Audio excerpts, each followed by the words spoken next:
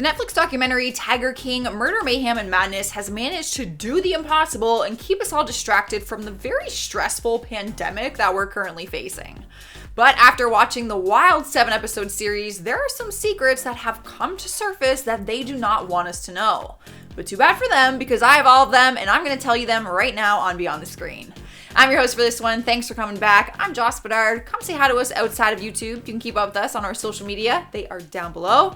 And hang out with me until the end because I will be shouting out some of your comments. But for now, let's get into the secrets because I'm excited to share them.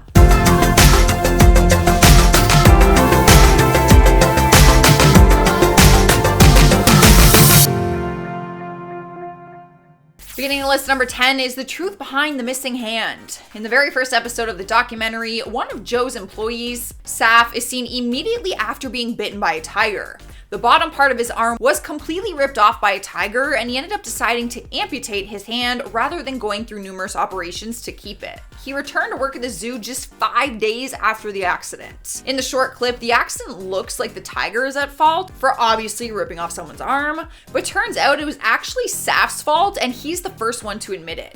In a statement from 2013, he stated, "I broke protocol and stuck my hand in a cage instead of using the stick provided.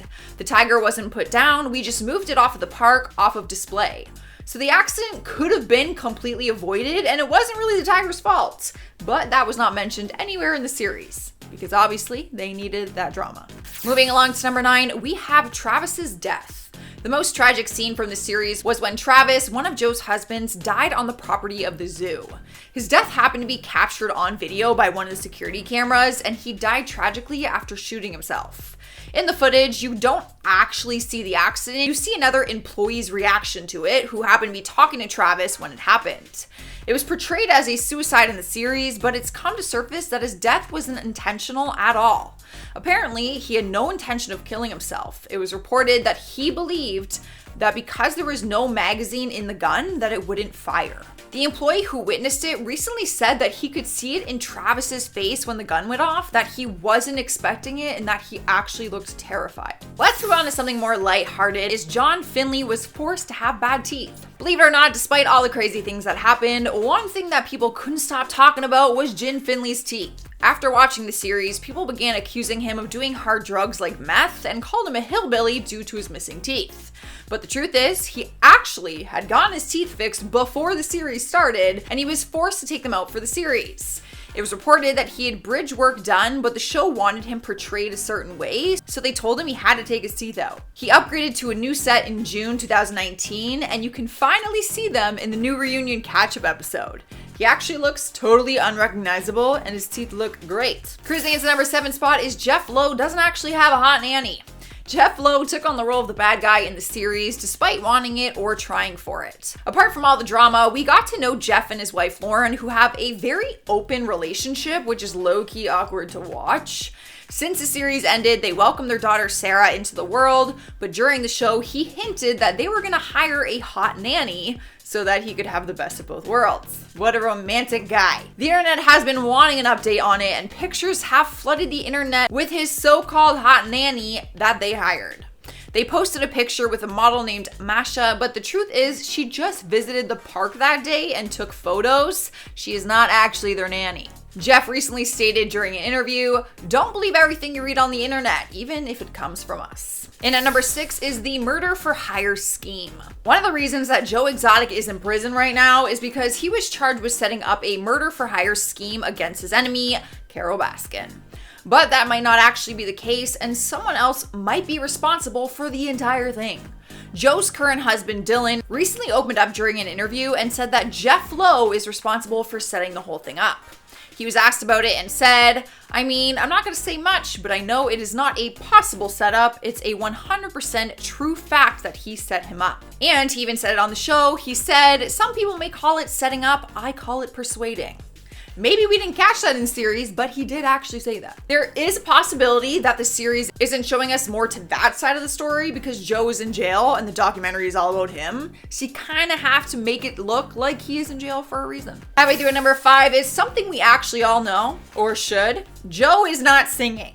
In multiple episodes, Joe brags about his successful music career and sings some of his songs like "I Saw a Tiger." We even get to see some of his really good music videos. They're really good. Worth watching. But anyone with ears can tell that it is clearly not him, and if it is him singing, then it is heavily edited. The truth has come out though, and the people behind the song we heard are two real musicians named Vince Johnson and Danny Clinton.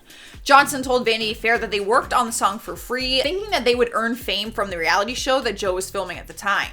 Unfortunately, Clinton died in October. The Tiger King directors did tell LA Times that Joe Exotic did sing a little bit on certain songs, so they chose not to call him out on the show and just let him pretend that he was singing the entire thing. I feel like we should give the real musicians the credit, because we all knew that that was not Joe Exotic. We've made it to number 4, and we have John Rank's leg accident. We met John in the series, who was the former manager at Joe Exotic's Animal Park, and in the documentary, we saw him putting on and taking off his artificial legs. He explained that he needs them not because of a tiger attack, but because of a previous ziplining accident. But like most things on this list, that is only half of the story. His accident is actually a lot worse than it appeared on the series. Back in 2010, he explained the accident to Oklahoma newspaper and said it was relating to a bungee jump accident. Not only did a pulley malfunction during his jump, but he fell 55 feet to the ground and completely crushed his legs. That wasn't his only injury though. He didn't fall on ground. He fell on a 6-inch metal stake which pierced through his colon and stomach. He had more than 20 operations on his feet and legs. Needless to say, it was a lot worse than the story that we got in the show, but I completely understand why they might have wanted to leave out some of those details. All right, guys, in the third spot is Dillon didn't know about filming. As I mentioned earlier, Dillon is Joe Exotic's current husband. We didn't learn too much about him on the show because he came in near the end of it after Joe's husband Travis died. But one thing we learned quickly was the massive age difference between the two of them. Right now, at the time of this recording, Dillon is 22 and Joe is 57. The two of them looked cozy and comfortable on camera, and we even got to see their very awkward first date. Turns out it was awkward for a reason. Dillon didn't know that there was going to be cameras.